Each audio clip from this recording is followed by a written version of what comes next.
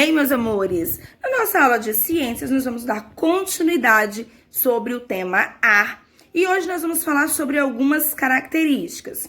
A umidade do ar, a temperatura do ar. Nós vamos falar também sobre a previsão do tempo, clima-tempo e a poluição do ar. Assuntos muito importantes para nós, ok? Vamos lá! Como nós sabemos, com o calor do sol, uma parte da água dos rios, dos mares, dos lagos evapora, lembra? E transforma-se em vapor e sobe para o ar. Essa quantidade de água que se torna um vapor presente na atmosfera, nós chamamos de umidade do ar. A umidade do ar varia bastante de acordo com os lugares. Lugares muito secos, existe pouco vapor de água na atmosfera. É o caso de Brasília, por exemplo, capital do Brasil. Mas, em alguns lugares úmidos, são cercados de vegetação, certo? Cidades litorâneas. A umidade do ar é necessária na vida de todos os seres vivos. Sem a umidade, tudo secaria. O instrumento, o aparelho que nós utilizamos para a medição da umidade do ar é o higrômetro. Temperatura do ar. Quando há o ganho ou a perda de calor, existe uma variação na temperatura. Isso acontece com a temperatura do ar quando determinada quantidade de matéria recebe ou perde calor. Isso acontece com as pessoas, com os animais, objetos e até com o ar. Para medir a temperatura, nós utilizamos um aparelho chamado termômetro, certo? Esse aparelhinho aí, ó, o aparelho mais convencional utilizado é esse comprido, formado por um tubo de vidro bem fininho e uma das suas extremidades tem um pouquinho de álcool colorido. Você consegue observar esse vermelhinho aí, essa bolinha vermelhinha. E é usado para medir, né, a temperatura do ar. Também o termômetro, nós temos termômetros para medir a temperatura corporal, certo? Quando tem mais calor, a temperatura se eleva e o líquido dilata, isso é, aumenta de volume. Então, ele sobe expandindo pelo tubo. Quando a temperatura diminui, o líquido se contrai e volta a descer. Aí você observa na bolinha azul.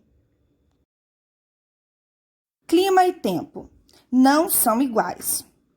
Previsão do tempo. Vamos entender o que é o tempo. Tempo é a condição atmosférica em um determinado tempo e lugar. Ele é momentâneo,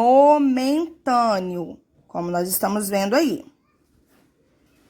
Clima é o conjunto de condições atmosféricas recorrentes que predominam em uma região, certo? É regional. Com a previsão do tempo, sabemos se vai chover ou não, se vai esquentar ou se vai esfriar. Fundamental saber a previsão do tempo para o trabalhador de agricultura, pescadores e aviadores, pois assim podem realizar seu trabalho com mais segurança. Elementos do clima. Eles são temperatura, umidade, pressão atmosférica, ventos, chuvas. Observação. Os elementos climáticos estão inseridos no contexto de ação dos fatores do clima. Agora falaremos sobre a poluição do ar. A poluição do ar é um dos problemas mais sérios que as pessoas, principalmente das cidades, enfrentam. Claro que esse problema não começou agora. Se iniciou há muito tempo. A poluição do ar ocorre pelo aumento de gases poluentes na atmosfera, prejudicando nossa saúde e outros seres vivos. Alguns fatores causam a poluição do ar. Por exemplo, veículos como carros, ônibus, motos, caminhões são os principais agentes poluentes do ar, através da fumaça emitida pelos escapamentos. Temos também as fábricas, que poluem o ar através das fumaças que saem das chaminés. Liberam no ar partículas de impurezas que provocam doenças pulmonares. Outro agente poluente muito comum é o lixo, que é jogado e acumulado nas ruas. Com certeza, quarto ano, você já observou essa cena. Saibam que o lixo é muito prejudicial ao meio ambiente. Por isso, devemos fazer o descarte correto do lixo. Ok?